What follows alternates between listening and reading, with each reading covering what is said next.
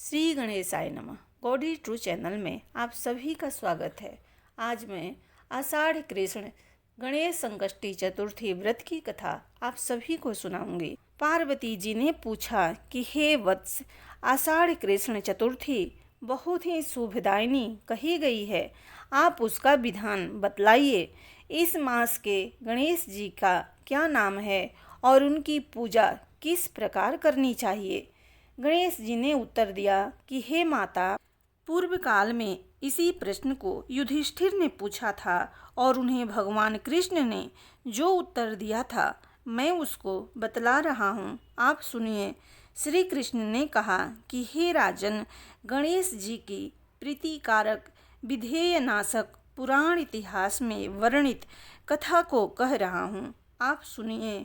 हे कुंती पुत्र, आषाढ़ कृष्ण चतुर्थी के गणेश जी का नाम लंबोदर है।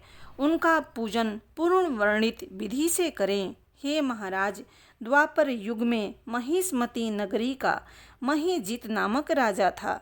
वह बड़ा ही पुण्यशील और प्रतापी था।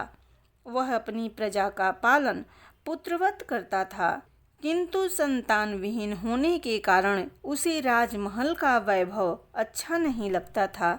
वेदों में निसंतान का जीवन व्यर्थ माना गया है। यदि संतानहीन व्यक्ति अपने पितरों को जल दान देता है तो उसके पितृगण उस जल को गर्म जल के रूप में ग्रहण करते हैं। इसी ऊहापोह में राजा का बहुत समय व्यतीत हो गया। उन्होंने पुत्र प्राप्ति के लिए बहुत से दान, यज्ञ, याग आदि कार्य किया, फिर भी राजा को पुत्रोत्पत्ति न हुई। जवानी ढल गई और बुढ़ापा आ गया, किंतु वंश वृद्धि न हुई। तदंतर राजा ने विद्वान ब्राह्मणों और प्रजाजनों से इस संदर्भ में परामर्श किया। राजा ने कहा कि हे ब्राह्मणों तथा प्रजाजनों, हम तो संतानहीन हो गए, अब मेरी क्या गति होगी। मैंने जीवन में तो किंचित भी पाप कर्म नहीं किया। मैंने कभी अत्याचार द्वारा धन संग्रह नहीं किया। मैंने तो सदैव प्रजाओं का पुत्रवत पालन किया तथा धर्माचरण द्वारा ही पृथ्वी का शासन किया।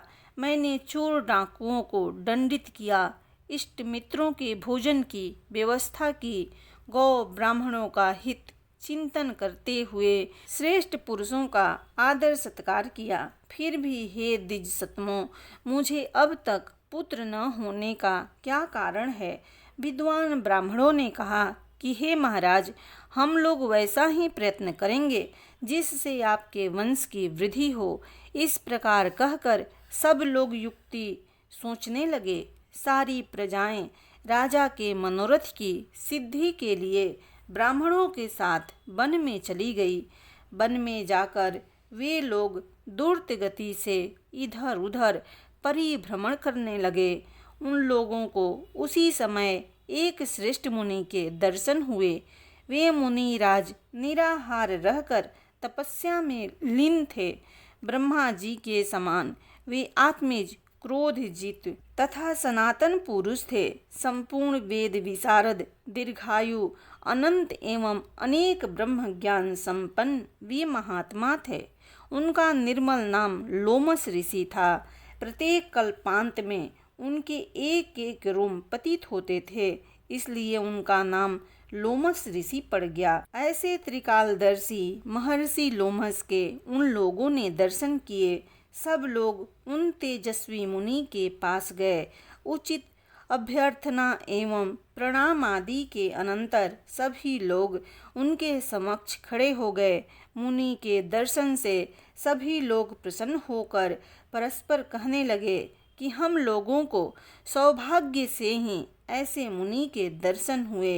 इनके उपदेश से हम सभी का मंगल होगा। ऐसा निश्चय कर उन लोगों ने मुनिराज से कहा। जनता कहने लगी, हे ब्रह्मर्षि, हम लोगों के दुख का कारण सुनिए। अपने संदेह के निवारणार्थ हम लोग आपके शरणागत हुए हैं। हे भगवान, आप कोई उपाय बतलाइए। हे स्वामिन, आप जैसे महात्मा को पाकर हम लोग किसी अन्य व्यक्ति से क्या कहें। आप ब्राह्मण एवं ऋषियों में श्रेष्ठ हैं। आपसे बढ़कर कोई दूसरा पुरुष नहीं दिख रहा है। महर्षि लोमस ने पूछा, स्वजनों, आप लोग यहाँ किस अभिप्राय से आए हैं? मुझसे आपका क्या प्रयोजन है? स्पष्ट रूप से कहिए, मैं आपके सभी संदेहों का निवारण करूँगा। हम आपके कल्याण की भावना रखते हैं। तपस्वियों की तपस्या केवल परोपकार के लिए ही होती है। प्रजाजनों ने उत्तर दिया, हे द्विज श्रेष्ठ, हम लोग जिस महान कार्य की सिद्धि के लिए यहाँ आए हैं उसे सुनिए। हम महिष्मती नगरी के निवासी हैं। हमारे राजा का नाम महीजीत है। वह राजा ब्राह्मणों का रक्षक, धर्मात्मा, दानवीर, शूरवीर एवं मधुरभाषी है। उस राजा ने हम लोगों का पालन पोषण किया है, परंतु ऐसे राजा को आज तक संतान की प्राप्ति नहीं हुई। हे भगवान, माता पिता तो केवल जन्मदाता ही होते हैं, किंतु राजा ही वास्तव में पोषक एवं संवर्धक होता है। उसी राजा के निमित्त हम लोग ऐसे गहन वन में आए हैं। हे महर्षि, आप कोई ऐसी युक्ति बतलाइए जिससे राजा को संतान की प्राप्ति हो, क्योंकि ऐसे गुणवान राजा को कोई पुत्र न हो, यह बड़े दुर्भाग्य की बात है। हम लोग परस्पर विचार विमर्श करके इस गंभीर वन में आए हैं। उनके सौभाग्य से ही यहाँ हम लोगों ने आपका दर्शन लाभ किया। हे मुनिवर, किस व्रत, दान, पूजन आदि कर्म का अनुष्ठान कराने से राजा को पुत्र होगा? आप कृपा करके हम सभी को बतलावें। प्रजाओं की बात सुनकर महर्षि ध्यान मग्न हो राजा के उपकार के लिए कहने लगे। महर्षि लोमस ने कहा, हे ब्राह्मणों, आप लोग ध्यान पूर्वक सुनो। मैं संकट नाशन व्रत को बतला रहा हूँ। यह व्रत निसंतान को संतानदायक एवं निर्धनों को धनदाता है। आषाढ़ कृष्ण चतुर्थी को एक दंत गजानन नामक गणेश जी की पूजा करें। पूर्वोक्त विधि से राजा व्रत करके श्रद्धा युक्त हो ब्राह्मण भोजन करावें और उन्हें वस्त्र दान करें। गणेश जी की कृपा से उन्हें अवश्य ही पुत्रोपलब्धि होगी। महर्षि लोमस की यह बात सुनकर सभी लोग करबद्ध होकर उठ खड़े हुए। नतमस्तक होकर दंडवत प्रणाम करके सभी लोग नगर में लौट आए। वन में घटित सभी घटनाओं को प्रजाजनों ने राजा से बतलाया। पुरजनों की बात सुनकर सम्मानकारी विमल बुद्धिधारी राजा बहुत ही प्रसन्न हुए और उन्होंने श्रद्धा भक्ति से विधिवत गणेश चतुर्थी का व्रत करके ब्राह्मणों को भोजन, वस्त्र आदि का दान दिया।